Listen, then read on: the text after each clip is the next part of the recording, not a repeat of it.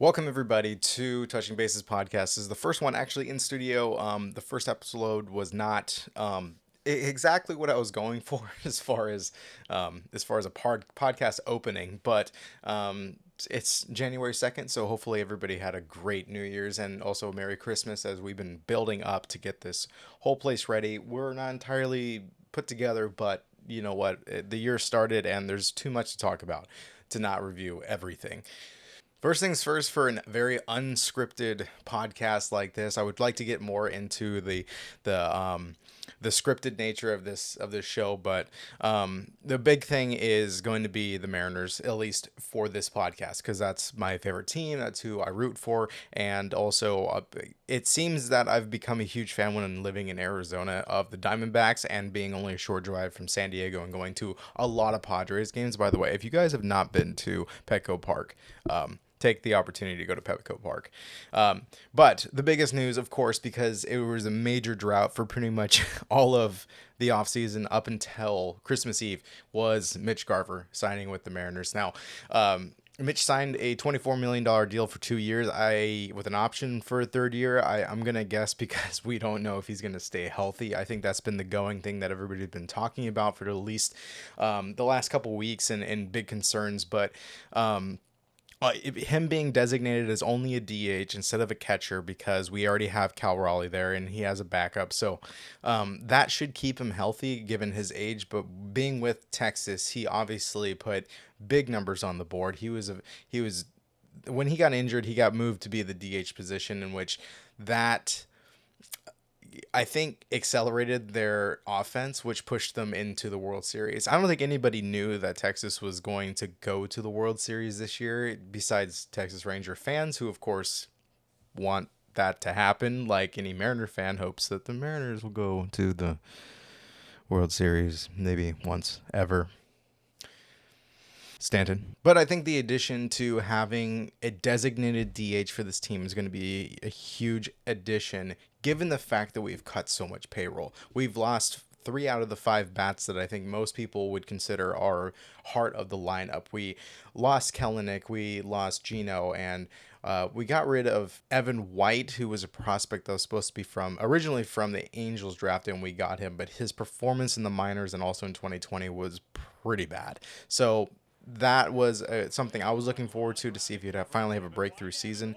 And also, of course, Teoscar Hernandez. So everybody is, I understand on paper it was probably best to not re-sign Teoscar Hernandez. I get it. I was a huge fan of him. I loved watching him when he was with the Blue Jays.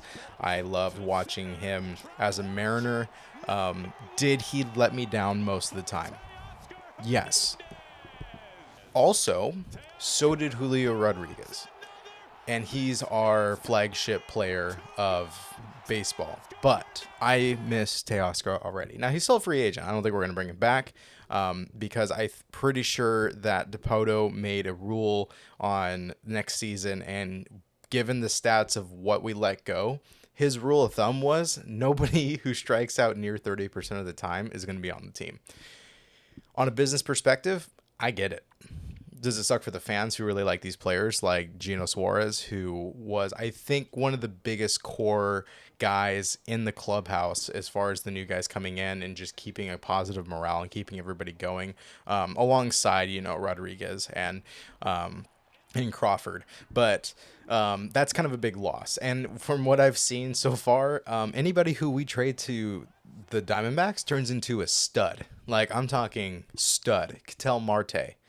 Kyle Lewis, who else? Paul Sewell did fantastic over there until probably the very end of the playoffs, but I still like him. He still has a ton of friends that are in Seattle as well, and so he talks highly of Seattle. But even his remarks mentioned in an interview, I believe, with Foul Territory podcast, which he kind of hinted like if we don't start paying our players, people aren't going to be sticking around, especially if we keep doing budget cuts. The Mariners kind of found themselves in a position where everybody was scared that the network failure with Warner Brothers backing out of ownership and production of Root Sports, that now that the Mariners have taken over, it's going to cause a money drought. So there's a lot of issues with this. Last year, our budget for the Mariners was about 115 million, give or take. I should probably look that up exactly, but 115 million. And then Jerry DiPoto comes at the end of the season after we have an All-Star game, after they buy the Pyramid Brewery and they make it themselves and they make it their own, and they are basically generating a lot more money. If you've been to a Mariners game, it's $50 to $75 a park near the stadium, and that is in the garage, which is owned by the Mariners. Jerry DiPoto put out that after that season, we're going to be at a payroll of 140 million, which is a pretty big upgrade. And then everybody starts saying, well, you're going to lose your newscast, so that's going to cost some money. Yeah, it's probably going to run about 20 to 35 million to run your own setup as far as a production company and taking over Root Sports. But that income will projectively go up because you are now in full control of that network, and all of the ad revenue that you get from that and wherever you decided to decipher it out is now up to you, and you get that income. So you're not losing money in the long run. And then also, you just had the All-Star game. You made a ton of money. So I don't believe that it's a money issue.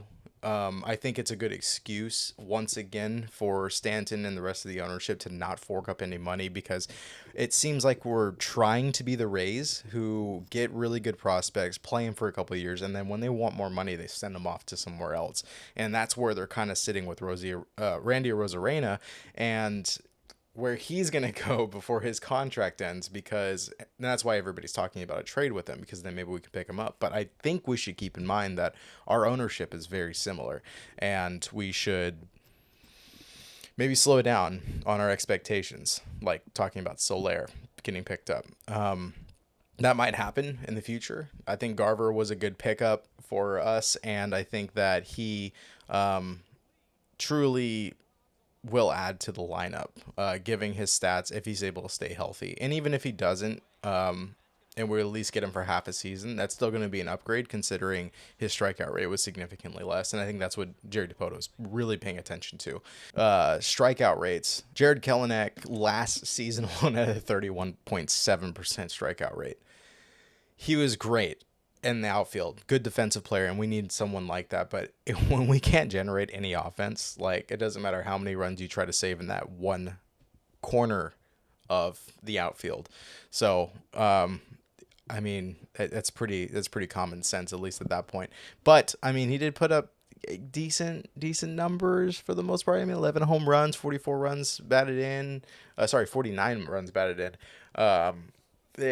Not much of a stolen base guy, but I mean, his WRC plus was only a 108 last year, and he's only projected to do 101 next season. So him going to the Braves, probably good for them. They probably just want a full cycle of the outfield. But also, I don't think he thought very highly of the ownership in Seattle. He's made a lot of tweets and silent jabs at the ownership, basically kind of casting them out of everything that he's thankful for.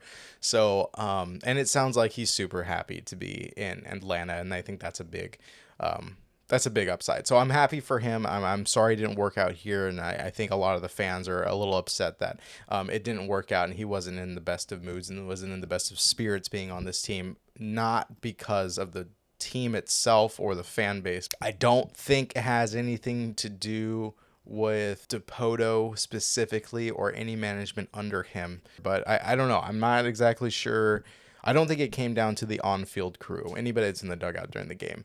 So that's kind of a big, it's a loss, but I think it fell into those schematics. And I mean, we even saw his strikeout rate back in 2022 was 33%. So we gave him a chance and he cut it down by 2%, but yeah, 2022, 141 batting average, and then last year he was able to pull together .253 batting average. Now, granted, in AAA, because we sent him down last year, he batted at 306. So I think he's almost there, but it's not going to be for us. It's going to be for the Braves, and good for the Braves. I mean, they were able to kind of pick that up. Projections as far as what the Mariners are going to do next is very up in the air. I think at this point, we have very few options as far as budget, as far as our goal. I think we need an outfielder, mainly left field. I don't think Canzone is really that bad. I think he's got good morale. I think he's good for the clubhouse, and he showed himself in the second half of the season to be a little bit more clutch and come through accordingly, like he should. But the issue is going to be the left side of the outfield. I don't think Canzone's going to be playing left field much. I figured he'd probably be taking right field if I were to guess. Yeah, that's what I'm going to go with. Then we need somebody with a good glove in the outfield. We need that trifecta of an outfield defense. You have Julio in the center, and Canzone I think will be fine. I don't know about defensively. I don't feel like he's been tested enough. I think he did okay when he was in Arizona, but I do know that we need a bat and we need a left field. And that might be Soler. That's what everybody's talking about, obviously. He may be within the budget. I mean, honestly, with them claiming that they're only going to be spending whatever the revenue is from what we cut, when you're looking at $13 million left per year, and I'm pretty sure Soler's looking for like 16 or 18. Other options like Cody Bellinger, not a hell of a chance. There's no way. There's no way that he is going to be coming to Seattle unless there's some sort of breakthrough and Stanton's like, yeah, you know what? We're gonna make an extra 100 mil this year since we took over Root Sports, or whatever excuse he might have to spend money randomly, maybe because he has a target on his back because Mariner fans are pissed up to this point. He's not an option. I think our infield is going to be left alone for the rest of the season, or off season, I should say. Rojas, I think he's promising. For second base, he wasn't bad. He wasn't great, but he wasn't bad. Bottom of the order, kind of bad. I think he'd be good. Ty France, I don't think he's going anywhere, but man, if we were able to get Rhys Hoskins, I'm just saying. I wouldn't like to see Ty France go, but his batting performance last year was pretty disappointing. So I'm a fan of Ty. I really am. But yeah, unless we were to get rid of Ty France, we're probably not going to get Rhys Hoskins, especially now that we have Garver for the DH. Just doesn't make any sense. Luis Urias. I think it's Urias.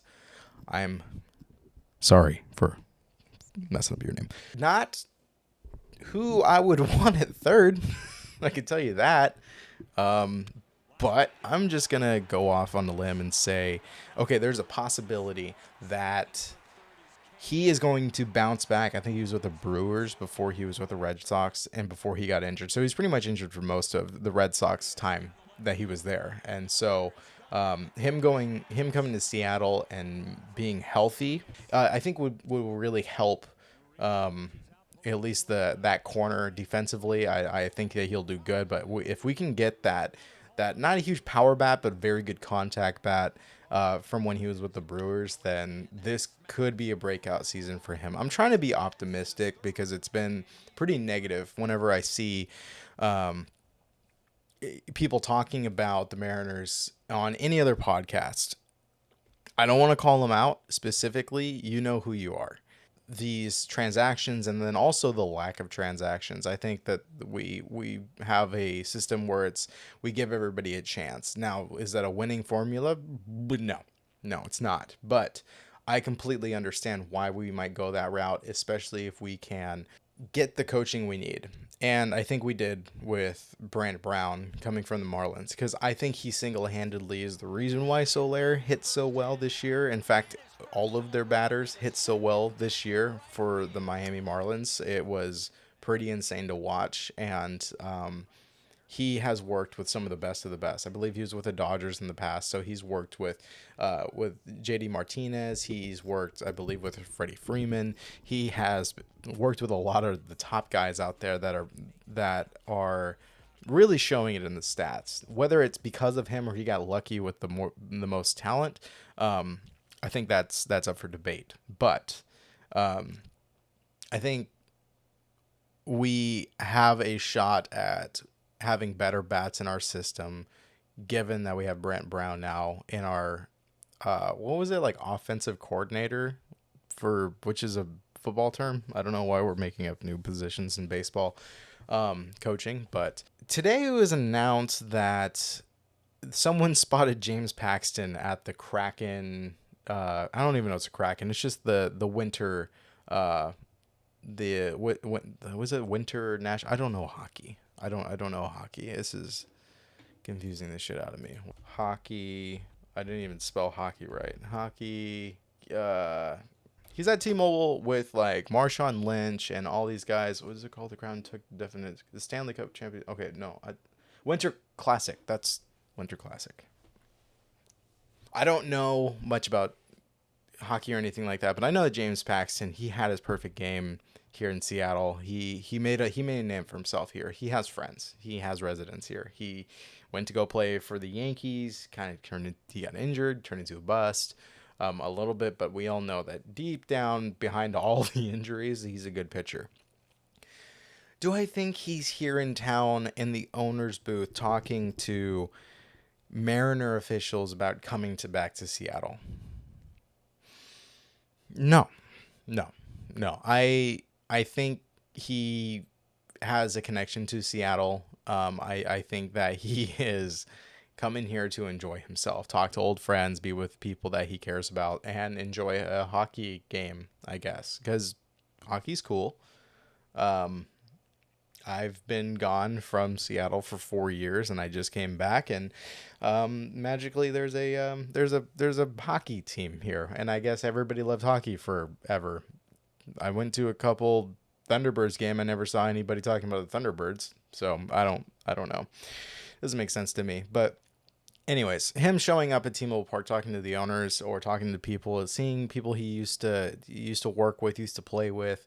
I don't think that's a sign that we're going to be signing him. And honestly, if we did, it would be a setup for a trade for a bat on it. I don't see why we would bring in a seventh starting pitcher to our bullpen with the few bit of money that we have, and he's gonna be asking for some money because he's not a bad player. He's been getting good contracts in the past, so I don't see it. If someone sees something that I don't, please let me know in the comments. Tell me how stupid I am. I don't mind.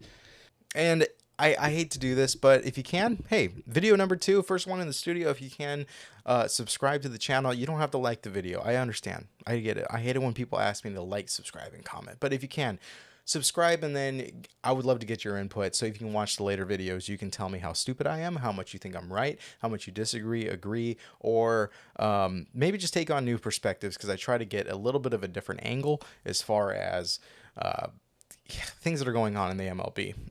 Outside of the Mariners, he's been up on my screen here for probably like the last 5 minutes. Shohei Ohtani, everybody already knows about this. He got picked up by the Dodgers with a 10-year, $700 million deal with, but deferred for 10 years is $68 million per year. So they're paying him $2 million. The MLB minimum, $2 million a year for the next 10 years, and then they got to pay 68 after he's long gone, or at least well out of his prime.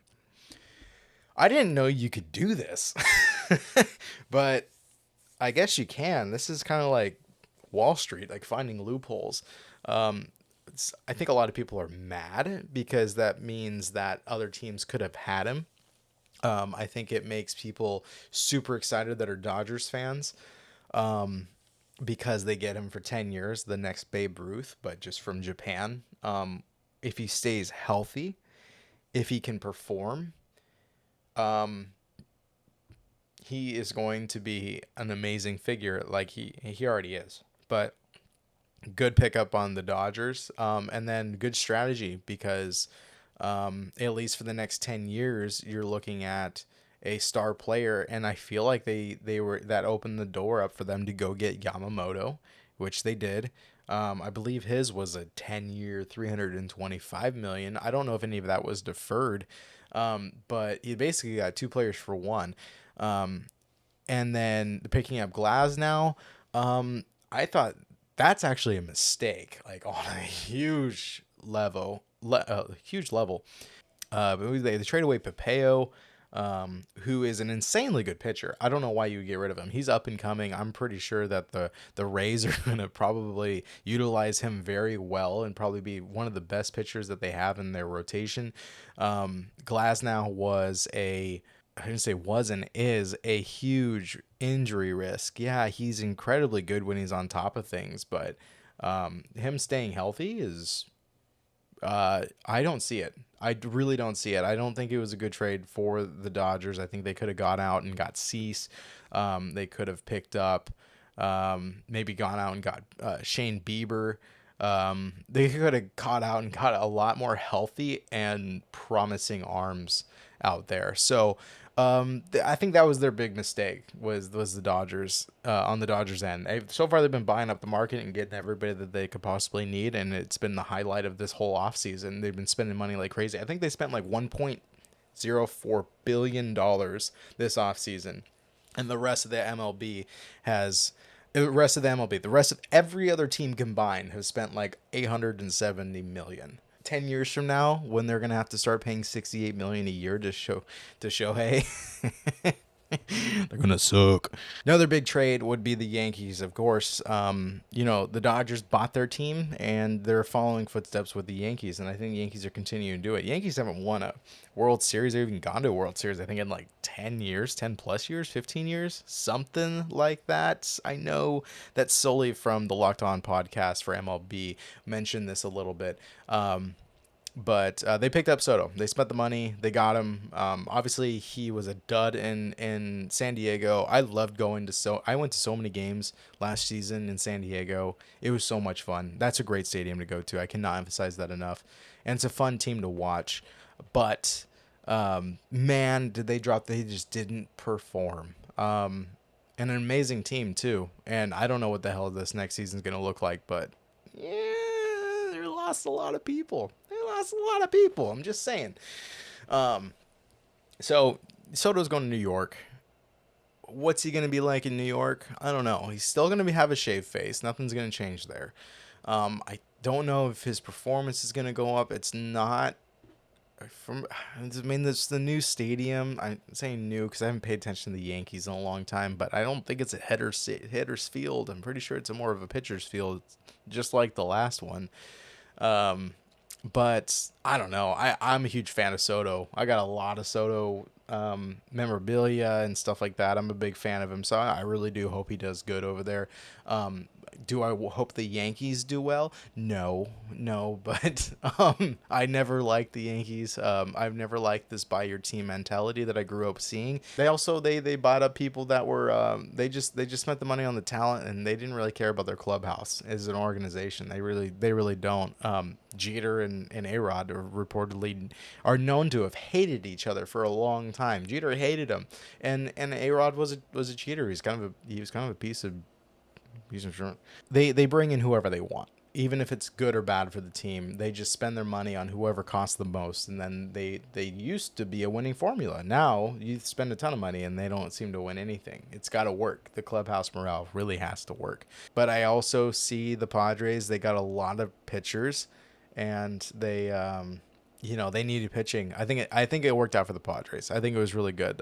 They're not entirely no names, but they're definitely players that are not making headlines, but they do perform.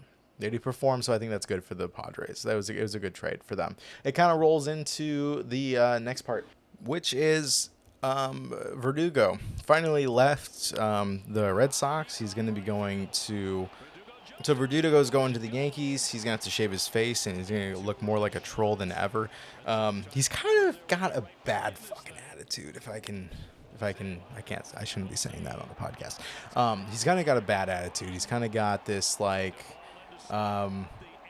very self-absorbed kind of vibe from the interviews I've seen, from his tweets that he's put out.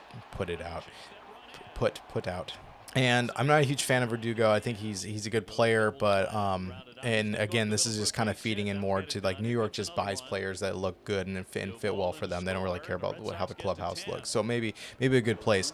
Alex Cora, the manager of the Red Sox, butted heads pretty hard. There's a lot of talk that went back and forth about how basically how Alex Cora can't really manage very well. So a lot of bad blood and public stuff that they're kind of putting out that I don't agree with, and I don't think it was appropriate. And then, of course, Papelbon decided to get on to Twitter and call him a bitch multiple times. It's just the rivalry between the Red Sox and Yankees are back. It's kind of crazy. They needed 3 pitchers. They got 3 pitchers out of it. The Red Sox were able to pick up the right-handers Richard Fitz and Greg Weissert. I probably said that wrong. And then Nicholas Judas. That's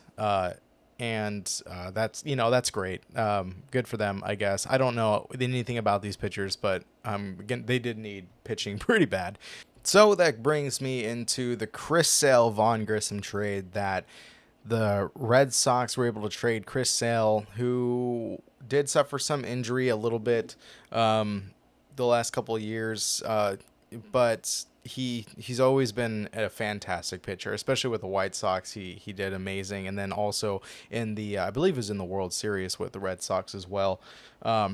Good pitcher going to the Braves. The Braves needed somebody next to Strider, and I think that was a really good transaction. And the Red Sox are able to get Vaughn Grissom, and Vaughn Grissom is a stud. I think he's amazing. I honestly wouldn't want to get rid of him if I were the Braves, but the Braves again are making a lot of transactions that I wasn't expecting, and I'm still scratching my head about Carpenter, and I don't have any information to really dig into that. So yeah, this is, and forgive me guys, this is a lot of catching up to do over the past like 2 months of just trades and acquisitions versus me just getting on here and talking about one thing at a time. Grissom's going to be good. It's going to be great for the Red Sox. They needed a position player. They needed a bat. Grissom's going to be a star there. I know he will. It makes me like the Red Sox a little bit more. So I'm Team Red Sox over the Yankees, at least at this point. I do respect a lot of the players that are on the Yankees, though. Quickly, I wanted to go over the Royals because I think they've been flying under the radar. I want to give props to the Royals because they've been making a lot of really good moves, at least in the month of December. They've done a lot. So since, November, the Royals originally traded Jackson Kowar and to the Atlanta Braves, who then in that transaction were moved to Seattle in order to get Kellen X. So that was like a preemptive plan from Atlanta.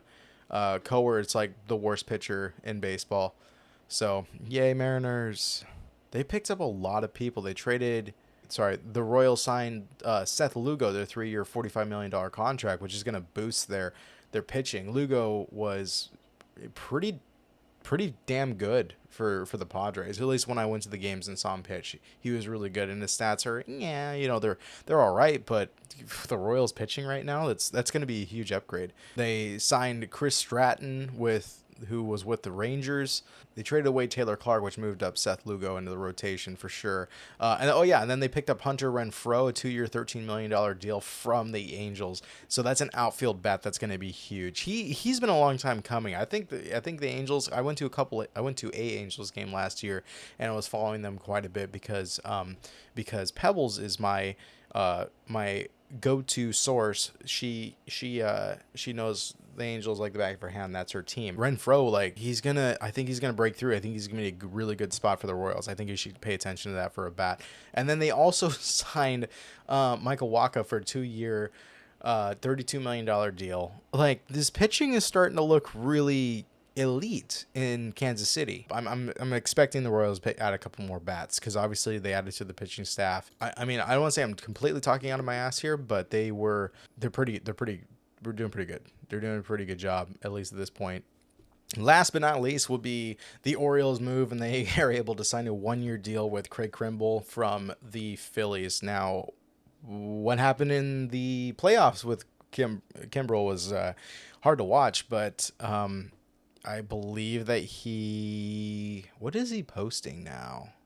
So, I mean, he's been recorded as one of the best closers in baseball, at least up to this point. And I don't blame him because at least in the last 8-year stretch, it's been like a 1.97 ERA and a .91 whip. I mean, he had a strikeout rate of like, I think it was like 15, close to 15 strikeouts per 9 innings, which if you're a closer, I mean, it's crazy. And he only has like a fastball and curveball combo, and he's able to pull this off. So shit's nasty. Like, it's really good. For the Phillies, he posted a 3.26 ERA, which is typically is not good for a closer who's coming in for 1 inning. I mean, you're averaging 3 runs per inning every time you go out there.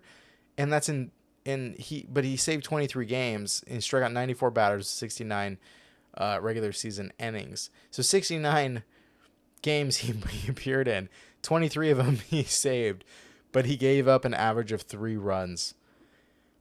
I don't know if he's falling off the bandwagon. I don't know if he's losing his stuff. I don't know if that arm hang that he does when he's coming in isn't scary anymore to batters, or what's going on. But the Orioles pick him up, sign a 1-year deal.